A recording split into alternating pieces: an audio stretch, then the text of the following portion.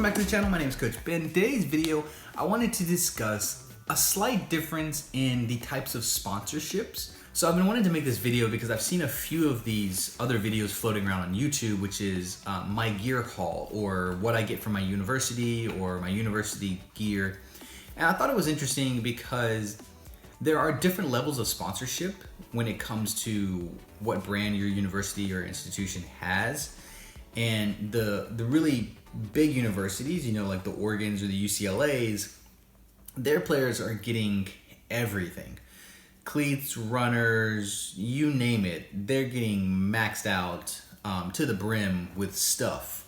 And then the more you go down the different tiers of universities, maybe the different divisions, the more likely they are to become affiliate programs or just members of that organization or that brand. They're not necessarily receiving all of the best gear. They're receiving the basics that you would need in order to have practice or games, right?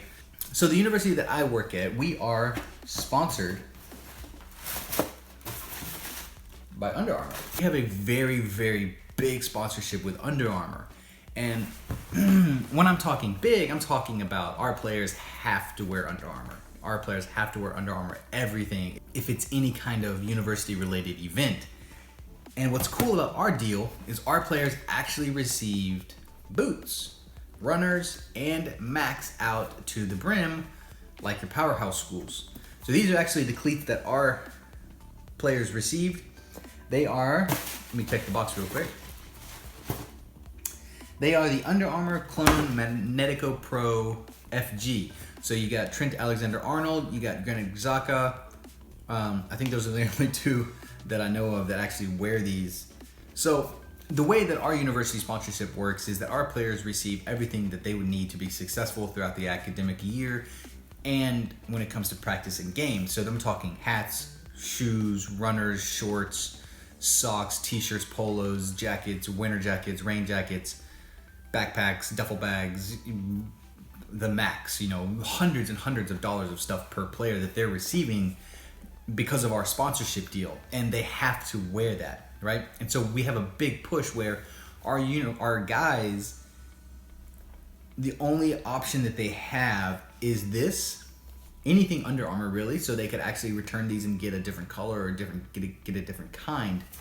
But what separates us from like powerhouse school is our guys are actually able to wear blackouts, right? So they can actually wear blackout vapors or blackout venoms, phantoms, or whatever other brand and cleat that they want to wear, but it has to be blackout. Like, it can't show any color, it can't show any logo, any name, anything that would show that it's another brand, because the way our sponsorship deal works.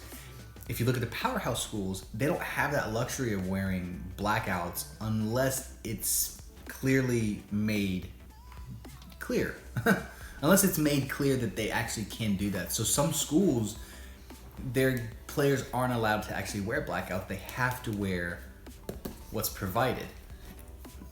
Case in point, our cleats.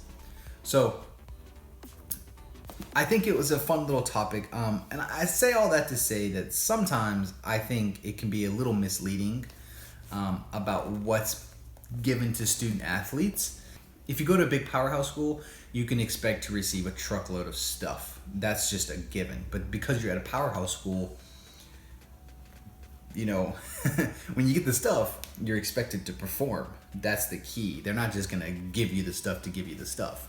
But once you get down to your lower schools, your program or your institution may be a members to where you may just get training gear or your basic apparels, and then you would have to provide your own cleats or your own socks or everything else. I've actually seen some programs that give them shin guards every year, which is mind-blowing because when I was playing in college, I had my one pair of shin guards, and they were like the Nike Junior shin guards, the super thin ones, so you didn't know you were wearing them.